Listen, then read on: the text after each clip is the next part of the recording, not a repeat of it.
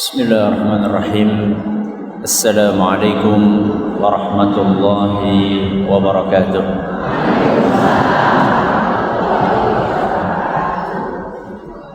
Alhamdulillahi rabbil alamin. Wa bihi nasta'inu ala umuri dunya waddin. Wa sallallahu ala nabiyyina Muhammadin wa ala alihi wa sahbihi ajma'in. Amma ba'd. Kita panjatkan puja dan puji syukur kehadirat Allah tabaraka wa taala.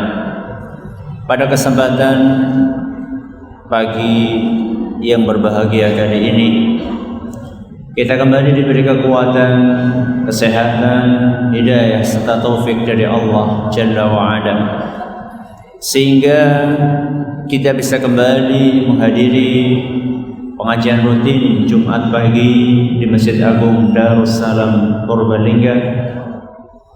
Kita berharap semoga Allah tabaraka wa taala berkenan untuk melimpahkan kepada kita semuanya ilmu yang bermanfaat, sehingga bisa kita amalkan sebagai bekal untuk menghadap kepada Allah Jalla wa Ala.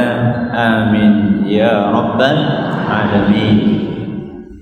Salat dan salam semoga senantiasa tercurahkan kepada junjungan kita Nabi besar Muhammad sallallahu alaihi wasallam, kepada para sahabatnya, keluarganya, dan umatnya yang setia mengikuti tuntunannya hingga hari akhir nanti.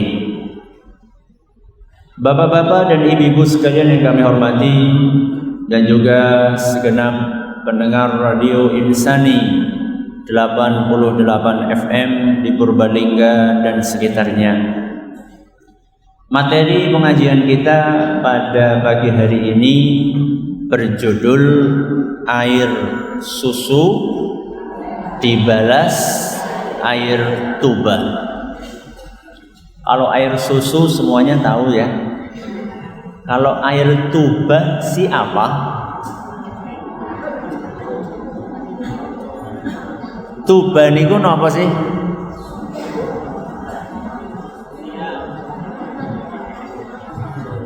Tuba itu adalah nama pohon. Nama pohon yang sangat beracun. Oh, bunder. Yang sangat beracun. Berarti sama saja air susu dibalas dengan air tuba itu adalah membalas air susu dengan racun. Ini sebuah ungkapan, sebuah perumpamaan yang sering dipakai untuk menggambarkan orang yang membalas kebaikan dengan keburukan. Contoh, ada orang baik sekali sama kita. Dia sering membantu kita ketika kita lagi sangat membutuhkan bantuan dia. Anak kita sakit, dia bantu. Kemudian kita terlilit hutang, dia bantu. Ada masalah apa, dia bantu. Kira-kira kalau misalnya suatu saat dia minta sesuatu kepada kita dan kita mampu, panjenengan tegel apa mboten nolak? Mboten. Gak tega Ustaz menolak.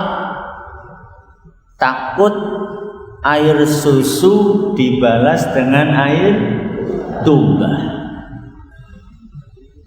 Banyak di antara kita alhamdulillah kalau sudah dibaiki sama orang lain, berusaha bagaimana caranya tidak berbuat buruk kepada orang tersebut.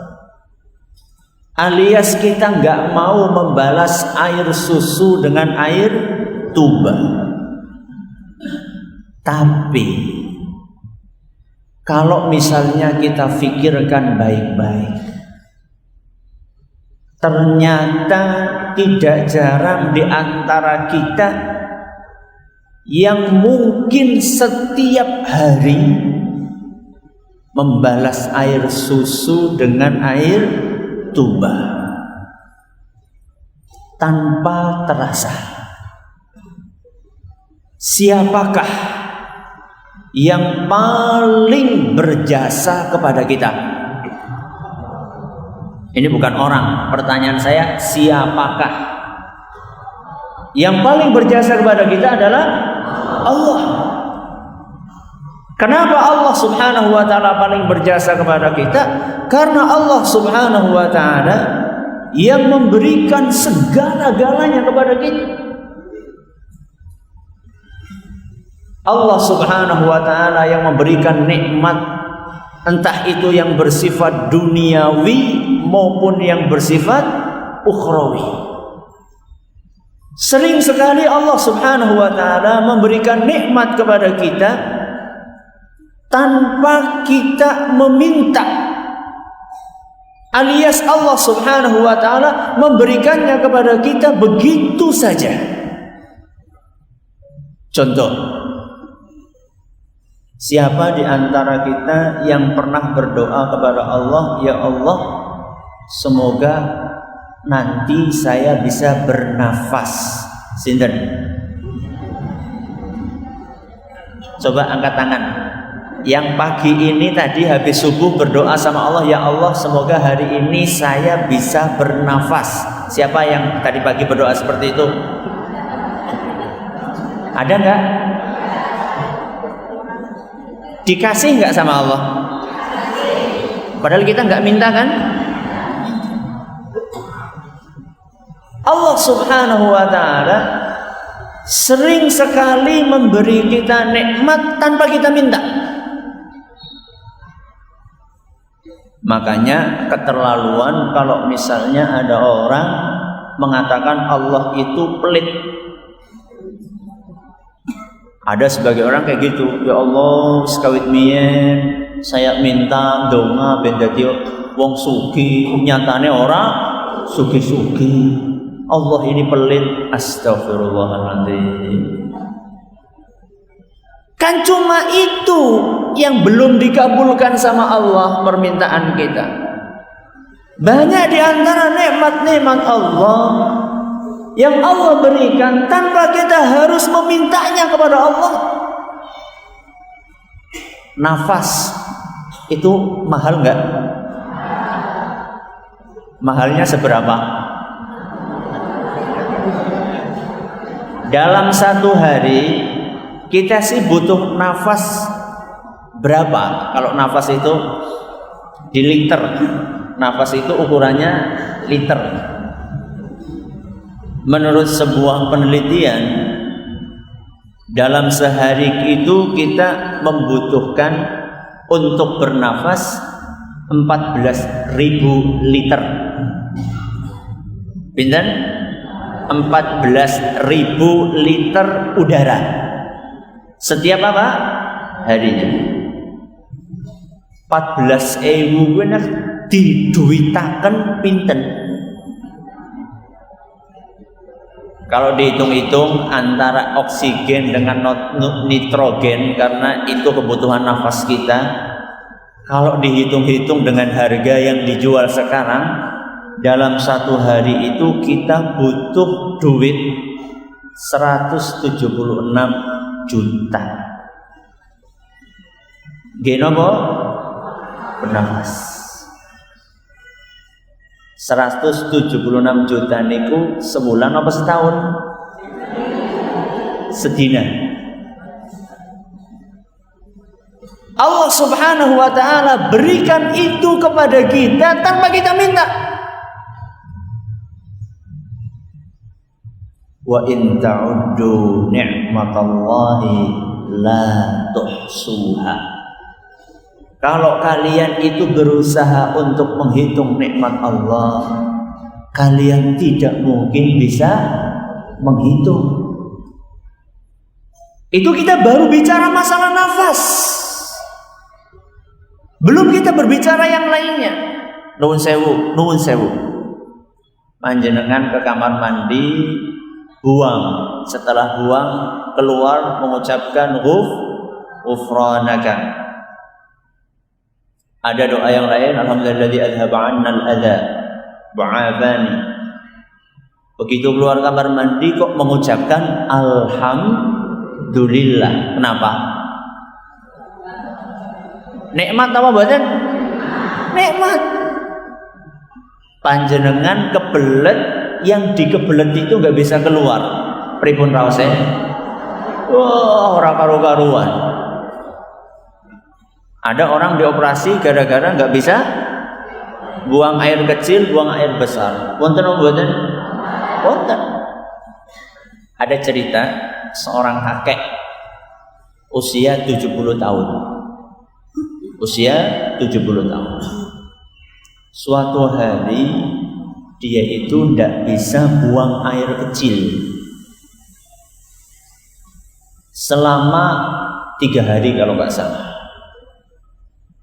Rasanya ora karu-karuan, sakitnya luar biasa. Akhirnya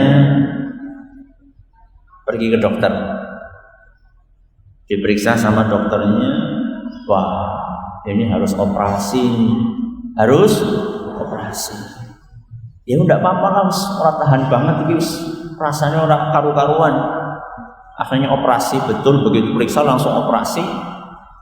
Begitu selesai operasi, tur, rasanya apa? Plong, enak banget. Perawatan, kemudian setelah itu selesai perawatan sembuh, ada nota apa? Tagihan. Begitu ngelihat angkanya, angka yang ada di nota itu, mbah-mbah tadi itu nangis. Pinten angkanya teng mriku? 10 juta. Pinten? 10 juta. Mbah-mbah itu spontan nangis di hadapan dokter yang mengoperasi dia. Dokternya tanya, "Mbah, apa terlalu mahal? Apa biayanya terlalu mahal sehingga panjenengan itu nangis? Kalau terlalu mahal, kami bisa memberikan diskon, kami kurangi." Kata mbah-mbah itu, "Pak dokter, saya nangis itu bukan karena melihat angka 10 juta. Tapi saya itu nangis karena saya teringat selama 70 tahun saya bisa pipis. Tidak pernah saya ditagih nota sama Allah Subhanahu wa ta'ala." Pinten tahun?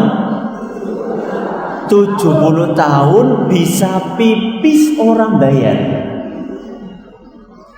Ini 3 hari bayar pinten? 10 juta. Fabi ayyi ala'i rabbikuma tukadziban. Nikmat mana yang akan kalian dustakan? Itu kita baru bicara masalah nikmat duniawi. Belum kita berbicara nikmat ukhrawi. Allah Subhanahu wa ta'ala menjadikan kita mendapatkan hidayah beragama Islam. Nikmat apa mboten? Nikmat.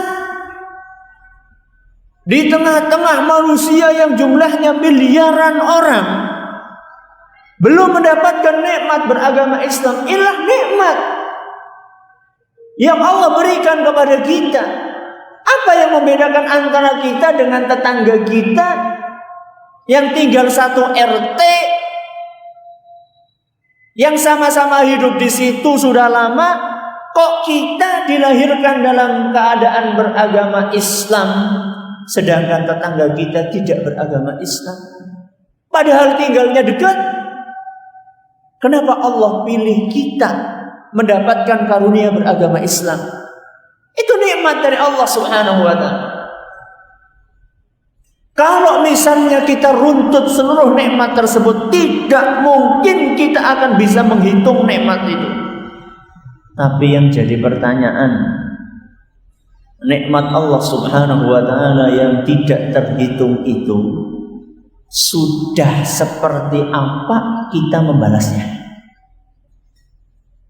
Banyak di antara kita ternyata kebaikan-kebaikan yang Allah berikan kepada kita itu justru malah kita balas dengan air tuba. Apa iya Ustaz kalau nggak percaya? Di dalam sehari kita berbuat maksiat sama Allah berapa kali? Ping pinten? Coba mungkin ada di antara kita, saya, panjenengan, suatu hari pengen tahu dalam sehari semalam sih berbuat maksiat berapa kali, kemudian menyiapkan kertas dan apa? Dan pulpen, kemudian mencatat setiap hari maksiat kayak pas niku lho pilihan apa? Caleg nggih, Cirodo 45, Cirodo 45. Itu kalau misalnya kita sempat untuk menghitung itu, kira-kira sehari kita berbuat maksiat berapa kali? Enggak terhitung. Dan dahsyatnya, tragisnya, ketika kita berbuat maksiat itu, setiap kita berbuat maksiat, medianya, sarana pendukungnya adalah kita gunakan nikmat-nikmat yang Allah berikan kepada kita. Nikmat yang Allah berikan kepada kita, kita gunakan untuk berbuat maksiat kepada yang memberi nikmat tersebut, yaitu Allah SWT. Kalau nggak percaya, ibu-ibu nun sewu masih suka ngrasani? Ngrasani niku dosa napa mboten? Nun sewu, panjenengan ngrasani pakai apa? Mulut siapa yang ngasih? Tuh, baru tahu kan? Kita berbuat maksiat kepada Allah menggunakan nikmat yang Allah berikan kepada kita. Itu apa? Bukan membalas air susu dengan air tuba. Bapak-bapak yang mungkin kadang-kadang masih suka cuci mata. Kenapa cuci mata, Pak? Loh, cuci mata ya kae lah. Nek orang ngarep TV ya neng dalan-dalan. Itu cuci mata pakai apa? Mata. Mata dari siapa? Allah. Orang-orang kaya yang sampai sekarang belum tergerak hatinya untuk mengeluarkan zakat hartanya. Harta itu dari siapa? Allah. Yang disuruh dikeluarkan gak semuanya, cuma 2,5%. Enggaknya 1.000, 2,5%-nya pinten? 2.500. 2.500. Iya Ustaz.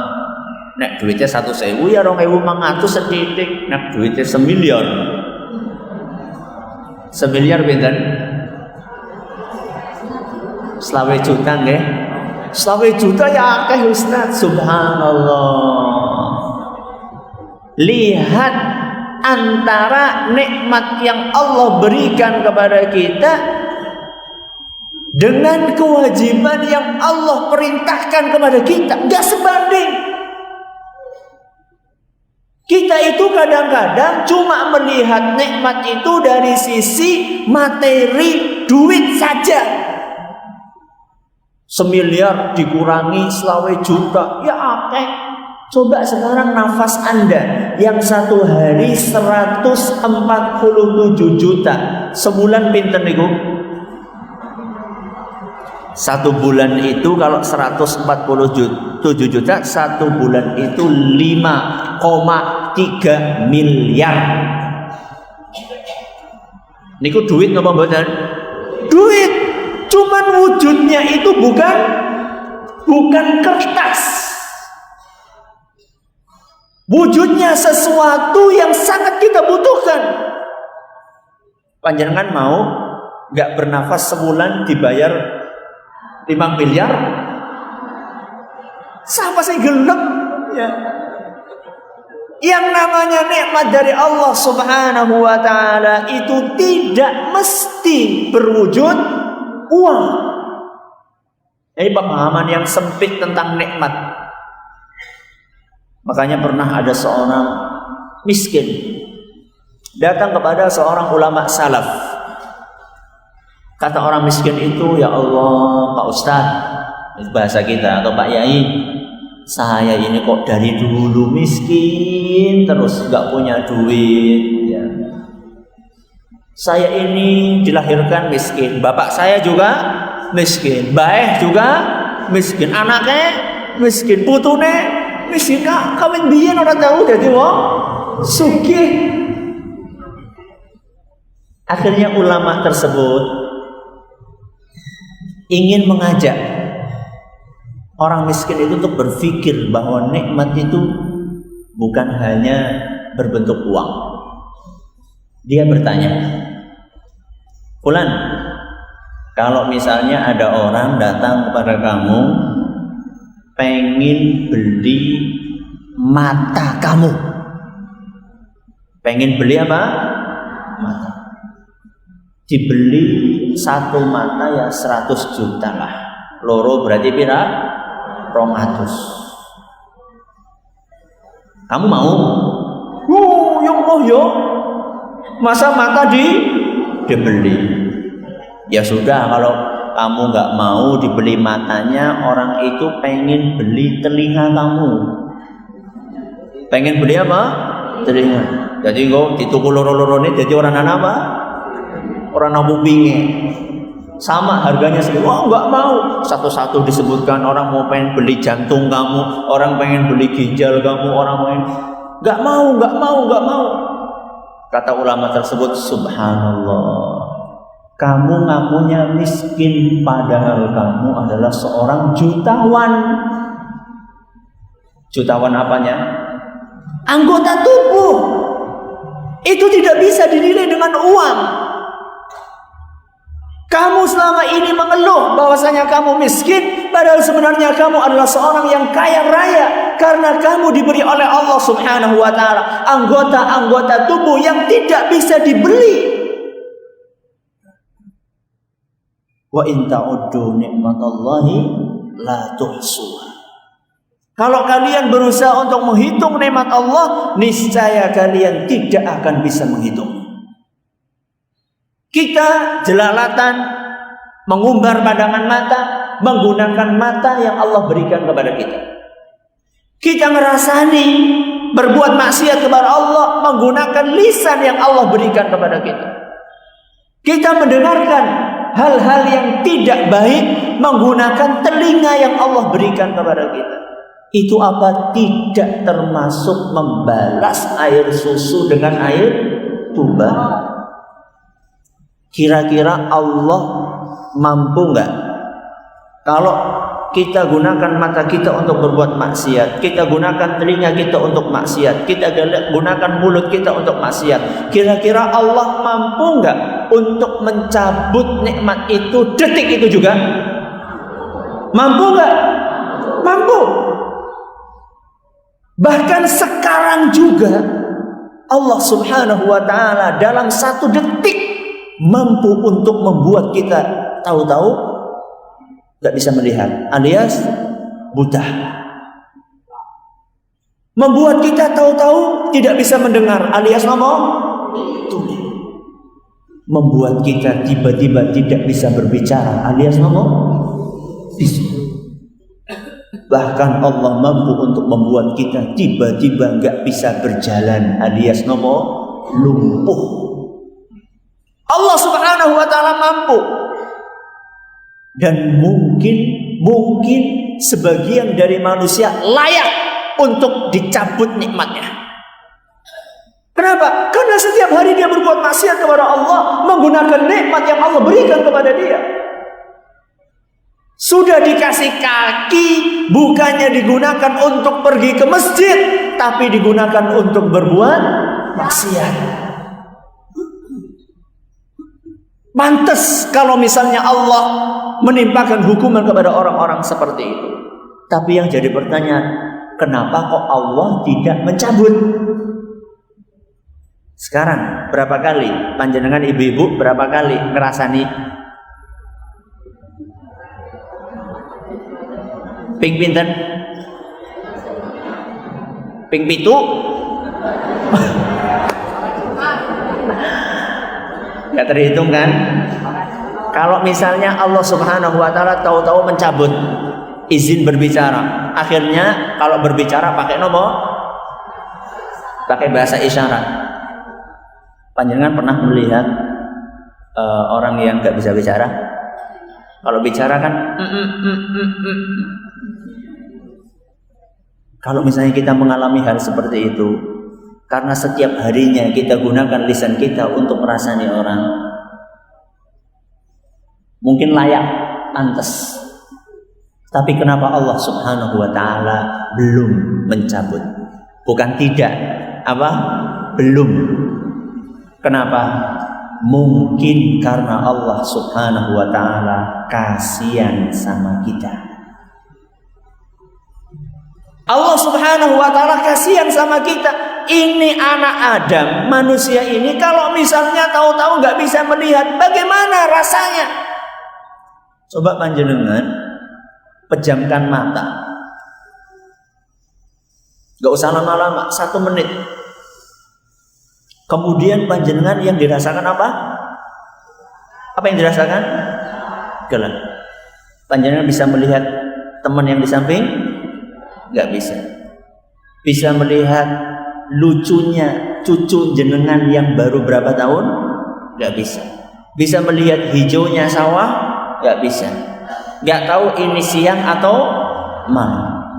Begitulah rasanya orang yang buta. Allah kasihan sama kita. Akhirnya tetap dikasih izin melihat.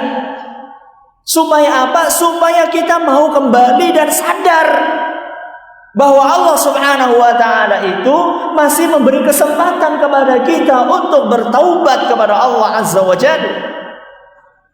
Itu adalah kebaikan Allah, tapi lagi-lagi kebaikan Allah itu kita balas dengan air tuba. Merasa jeneng nyong sehat, jeneng nyong udut tetep bae sehat, apa-apa udut. Itu namanya kita lagi diundur sama Allah, lagi ditunda sama Allah Subhanahu wa taala. Sebagian orang kan mengatakan seperti itu, wah jere sapa rokok membunuhmu. Nyong kawin biyen merokok orang mati-mati. Gini mboten? Nggih, ada orang seperti itu kan? Itu namanya jenengan itu lagi dilulu sama Allah Subhanahu wa taala. Lagi ditunda hukumannya supaya menyempatkan diri untuk bertaubat sebelum datang ajal. Jadi Allah Subhanahu wa taala itu yumhil wala yuhmil. Artinya Allah itu menunda tapi tidak lupa. Jadi dikira kalau misalnya kita itu belum dicabut izin kita melihat, belum dicabut izin kita mendengar, belum dicabut izin kita berbicara, belum dimiskinkan sama Allah Subhanahu wa taala. Jangan dikira bahwasanya Allah itu lupa, enggak. Setiap perbuatan yang kita lakukan itu dicatat dengan rapi. Nanti pada hari kiamat kita akan terkaget-kaget. Ternyata subhanallah, daftar dosa yang kita lakukan itu tercatat begitu panjang. Sebagaimana yang Allah sebutkan dalam Al-Quran surat Al-Kahfi ayat 49. Kata Allah Subhanahu wa taala, "Wa wudi'al kitab." Pada hari kiamat nanti buku catatan itu akan dibeber, diperlihatkan kepada para manusia. Fataral mujrimina musyfiqina mimma fihi. Orang-orang yang banyak maksiat itu ketakutan, merasa khawatir melihat buku catatan amalan dia. Wa yaqulun ya wailatana ma li hadzal kitab la yughadiru saghiratan wala kabiratan illa ahsaha. Orang yang banyak maksiat itu berkata, kitab apa ini? Masa kecil, besar semuanya ditulis di situ? Memang semuanya ditulis. Maksiat sekecil apapun itu ditulis di situ. Faman ya'mal mithqala dzarratin khairan yara wa man ya'mal mithqala dzarratin syarran yara. Sekecil apapun amalan kebaikan yang kita lakukan akan ditulis dan kita akan mendapatkan balasannya. Sebaliknya, sekecil apapun perbuatan maksiat yang kita lakukan akan ditulis dan kita akan mendapatkan balasannya di sisi Allah Subhanahu wa taala. Maka Bapak-bapak dan ibu-ibu yang kami hormati, para pendengar Radio Insani dimanapun Anda berada, mari kita manfaatkan momen bulan Ramadan. Mari kita manfaatkan momen bulan Ramadan. Yang namanya mukmin itu tidak harus suci dari dosa, karena itu nggak mungkin. Yang suci dari dosa itu adalah para nabi dan para rasul, maksum mereka. Kalau kita manusia biasa, kadang berbuat maksiat. Cuman yang membedakan antara mukmin dengan orang yang tidak beriman, kalau mukmin itu melakukan perbuatan dosa, cepat-cepat istighfar dan taubat. Gitu nggih? Kalau misalnya kemarin ngerasani astagfirullah, jadi setiap ngerasani astagfirullah wa atubu ilaihi, ya Allah aku tobat temenanan nggih. Aku tobat, ngesuk baleni maning. Oke? Maka bulan Ramadan ini kita manfaatkan untuk memperbaiki diri kita. Yang mungkin sholatnya masih bolong-bolong, kita sempurnakan sholatnya. Yang mungkin sholatnya sudah 5 waktu tapi belum khusyuk, tapi belum apa? Kita tingkatkan khusyukan kita. Yang mungkin zakatnya belum dikeluarkan, kita keluarkan zakat tersebut. Yang mungkin kita masih biasa mengumbar pandangan kita, membiarkan telinga kita mendengarkan hal-hal yang diharamkan oleh Allah, kemudian melepas lisan kita untuk mengucapkan hal-hal yang tidak baik, kita jadikan bulan Ramadan sebagai momen untuk memperbaiki diri.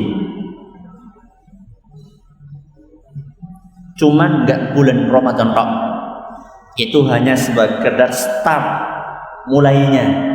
Kemudian berikutnya kita teruskan senantiasa istiqamah sampai ajal datang menjemput. Semoga kita semuanya termasuk orang-orang yang husnul khatimah. Ada pertanyaan? Monggo.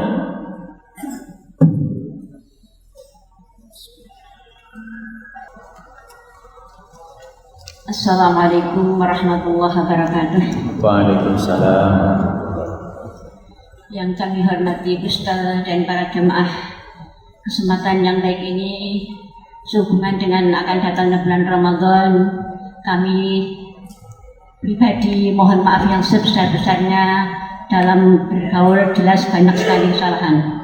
Adapun untuk pertanyaan atau himbauan atau menghilangkan unek-unek saya, kami akan menyampaikan kepada Ustaz bahwa Allah disembah atau tidak disembah tidak rugi dan tidak untung. Saya selalu mengikuti sholat Id di masjid, di lapangan atau di alun-alun Purbalingga. Padahal kami sangat menginginkan, karena tadi disampaikan bahwa air susu dibalas dengan air tuba. Yang akan saya sampaikan, saya itu di shaf pertama dari kaum ibu, tapi kenyataannya nanti menjadi dekat sekali dengan para bapak. Jadi seperti bapak-bapak dengan ibu-ibu tidak ada batas. Maka saya ngunek-ngunek di dalam hati, apakah itu termasuk membalas air susu dengan air tiba kepada Allah. Dan memang saya kalau istighfar atau membaca Masya Allah, saya kok sholatnya begini. Mohon penjelasan lah supaya saya hatinya itu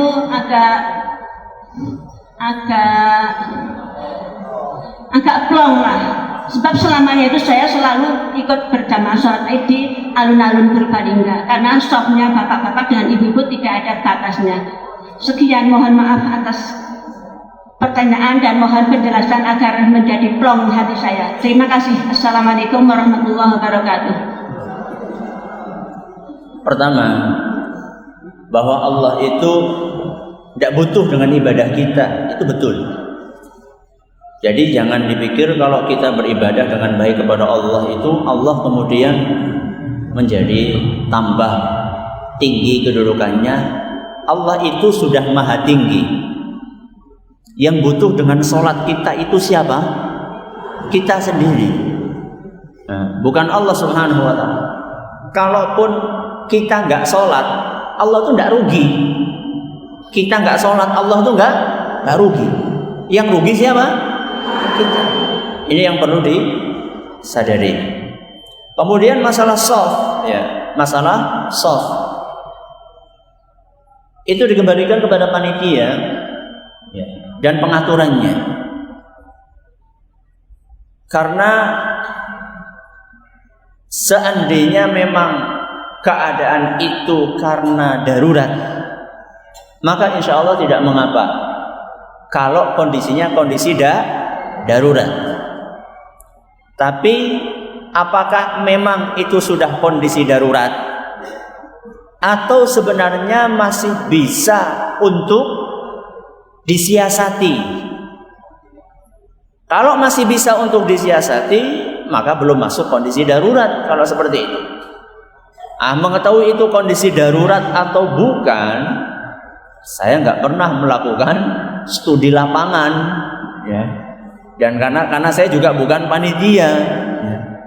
Maka ditanyakan kepada pihak yang berwenang, masa setiap tahun harus seperti itu? Apa tidak ada cara yang lainnya supaya tidak terulang kembali? Sampaikan, ini mumpung masih ada waktu, si ancan, ya, masih ada 1 bulan lebih, sampaikan. Kalau ada usul bagaimana caranya, apakah ibu-ibu dilokalisir di mana, misalnya di pendopo atau di halamannya, kemudian bapak-bapak di mana, kayak gitu kan bisa sebenarnya. Cuman memang membutuhkan personil yang banyak. Karena kadang-kadang orang itu pengennya jagung nang pinggir kabeh. Ben bar salat langsung menyat kon meng tengah ra gelem, itu kan sulit kayak gitu. Artinya memang membutuhkan personil yang banyak dari panitianya, juga membutuhkan kesadaran dari kaum muslimin sendiri. Kabehan pengennya begitu grup langsung grup, nggak tahu ini soft atau tidak. Akhirnya kalau kita perhatikan, terutama ketika sholat Id, itu yang namanya soft itu berkelok-kelok, buatan apa? Buatan lurus. Kon melurusakan nyong sing bener, kabehan rasane paling bener. Karena itu memang membutuhkan luar biasa, memang terus terang itu membutuhkan kerjasama yang apik antara panitia dengan kaum muslimin para jamaah sholat Id. Nggih, monggo yang lainnya. Bismillahirrahmanirrahim. Assalamualaikum warahmatullahi wabarakatuh. Waalaikumsalam. Terima kasih kepada Pak Ustadz waktu yang diberikan. Dalam materi ini kami jadi teringat firman Allah yang artinya barang siapa yang mensyukuri nikmat Allah, Allah akan menambahkan syukurnya, dan barang siapa yang kufur akan memberikan siksa atau azab. Dalam situasi yang akan datang ini di bulan Ramadan ini, biasanya banyak orang yang dimurahkan rezekinya, para pedagang banyak rezekinya, kemudian para pegawai negeri sipil dan pensiunan ini katanya mau ada 13-an. Nah, ini dalam hal mensikapi, mensyukuri nikmat yang berupa rezeki yang banyak ini bermacam-macam. ada yang mereka makan-makan di warung, ada yang borong-borong tidak perlu, dan mungkin sebagian ada yang membagikan amplop kepada fakir miskin. Yang kami tanyakan, bagaimana syukur yang Allah gendaki dalam mensikapi nikmat yang diberikan kepada kita. Terima kasih. Assalamualaikum warahmatullahi wabarakatuh. Syukur harta. Caranya adalah dengan menggunakan harta itu untuk hal-hal yang diridhoi oleh Allah Subhanahu wa taala. Apapun bentuknya. Atau bisa jadi diberikan kepada fakir miskin, bisa jadi disumbangkan ke masjid, bisa jadi disumbangkan kepada lembaga pendidikan Islam, bisa jadi diberikan kepada panti asuhan, atau langsung kepada orang-orang yatim piatu atau yatim yang ada di samping kita. Jadi segala jalan yang diridhoi oleh Allah Subhanahu wa taala, kita gunakan harta itu untuk hal itu. Adapun menghambur-hamburkan harta untuk membeli hal-hal yang kurang bermanfaat, sampai akhirnya kadang-kadang nanti bosok saking boronge kakean. Wong nek badhe tuli regane kabehan pada mondang, wis ayo borong. Nganti bosok, akhirnya dibuang. Itu namanya mubadzir. Innal mubadzirina kanu ikhwanas syayatin. Orang-orang yang mubadzir niku koncone sinten? Gue temannya setan, ya. Maka hati-hati ketika mendapatkan nikmat seperti itu, justru kita gunakan bulan Ramadan itu adalah momen yang luar biasa untuk mengasah kepedulian kita. Lawang di dalam agama kita, rezeki seret saja. Kalau bisa kita tetap sedekah, apalagi ketika rezeki lagi omber. Imam Ahmad, saya kasih contoh, Imam Ahmad bin Hanbal, seorang ulama besar. Ketika akan buka puasa, beliau menyediakan 2 potong roti kering. Roti kering buat buka sama air putih. Ketika hampir buka, hampir azan, tahu-tahu ada orang mengetuk pintu rumahnya. Tok. Sinten ulo sinten? Ulo nyuwun. Mengemis. Dia bilang, saya udah nggak makan berapa hari, wahai imam, kasihanlah saya. Kalau kita posisinya seperti itu, paling kan roti siji diparo, separo dikasihkan. Itu kalau kita. Oleh Imam Ahmad enggak. Apa yang beliau berikan? Yang beliau berikan 2 roti itu semuanya dikasihkan. Padahal hanya itu makanan yang ada di rumahnya. Hanya itu makanan yang tersisa di rumahnya, enggak ada yang lainnya. Dua-duanya dikasihkan sama orang miskin itu. Terus boleh buka ke priwe Ustaz. Banyu bening. 2 roti kering itu rencananya oleh Imam Ahmad, 1 roti untuk buka, 1 roti untuk sahur. Dua-duanya diberikan. Buka dengan air bening, sahur dengan air bening. Siapa sing kuat? Kita kan kalau buka puasa kan segala apa ada di depan kita.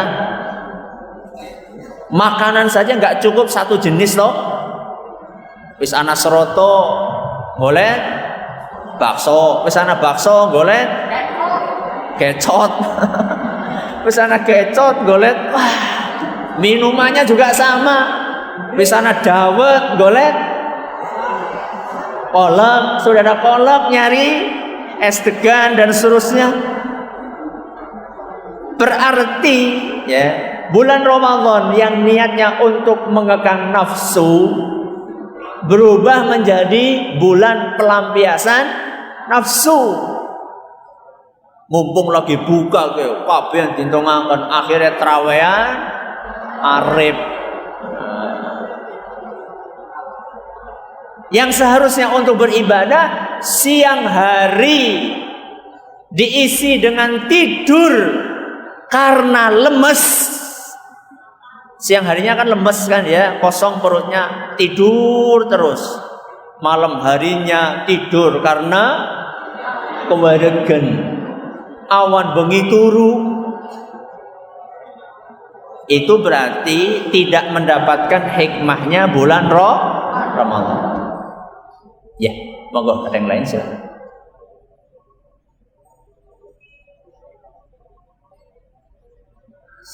Assalamualaikum warahmatullahi wabarakatuh. Waalaikumsalam. Mohon penjelasan Ustaz mengenai kriteria masjid yang bisa untuk iktikaf. Demikian, Assalamualaikum warahmatullahi wabarakatuh. Masjid yang bisa untuk iktikaf itu bagaimana? Ada perbedaan pendapat di antara para ulama dalam masalah ini. Lebih hati-hatinya kalau mau iktikaf itu lebih hati-hatinya mencari masjid yang dipakai untuk sholat Jumat. Itu lebih hati-hati.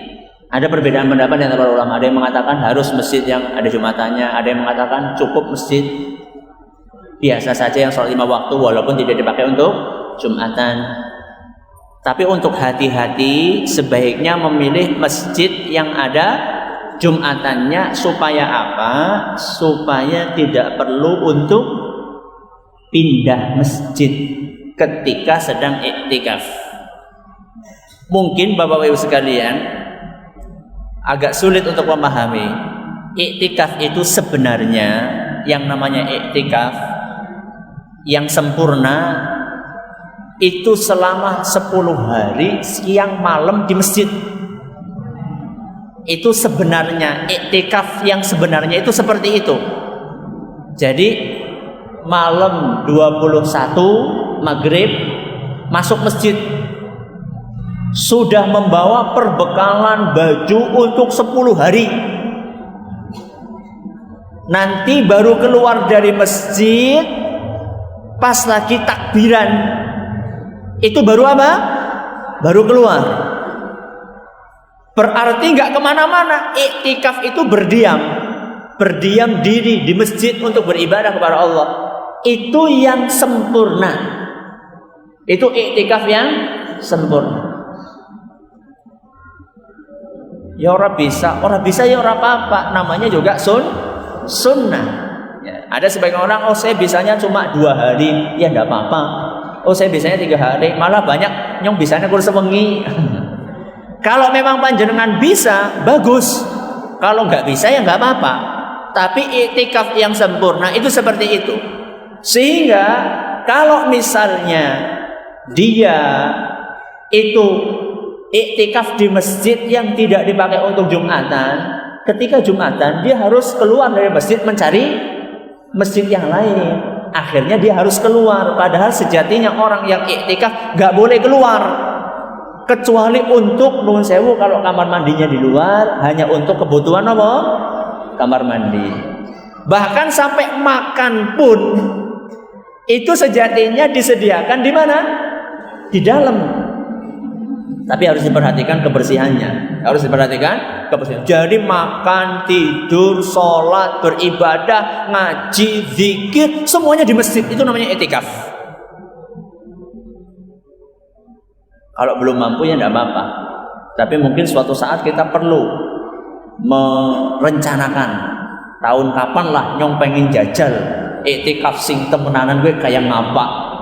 Tapi juga harus disiapkan fisiknya, nggih. Siapkan fisiknya. Terus juga harus dipikirkan kalau ibu-ibu iktikaf, engko sing masak nunggu mas apa?